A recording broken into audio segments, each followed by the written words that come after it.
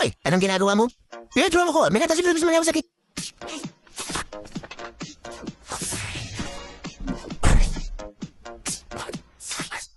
Habalik! Hoy, may nakita ka bang tao na tumakbo dito kanina? Oo. Hindi ko nakita. Hindi mo nakita? Baka nagtago sa kotse mo? Suriin ko nga.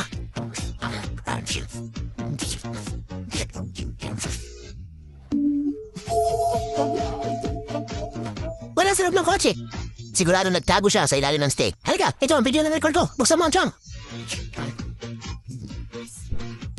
Ay, tulong. Kuya, tulungan mo ako. Kinidap niya ako. Huwag kang mag-alala. Ngayon ang pera ay mas. Nakikita ko na may gusto kong sabihin. Oo, naiintindihan ko na magkakasama kayo. Ngayon mo lang naiintindihan. Huli na, kung hindi mo ako bibigyan ng 20,000 ngayon, huwag mo na kasama, katalis ka.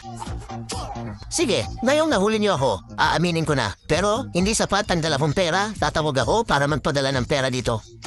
Walang problema. Sige, magmadali ka na.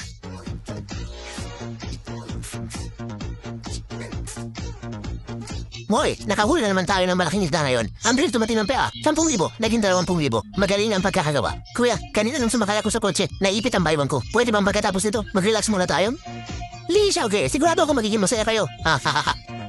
Hello? Isang zero ba ito? May nangungutong sa akin? Oo, pakiusap, pumunta kayo agad. Nandito lang. Hello.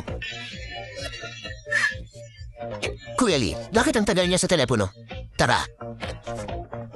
Tatay mo? Hoy, bakit ang tagal mo sa telepono? Ubos na ang baterya ng cellphone ko? Sandali lang. Oo, nandito mismo sa commercial center na ito. Bilisan nyo at dalhin ang pera dito. Ang pera na gusto mo ay darating na. Sige, mas mabuti kang huwag kang magluho.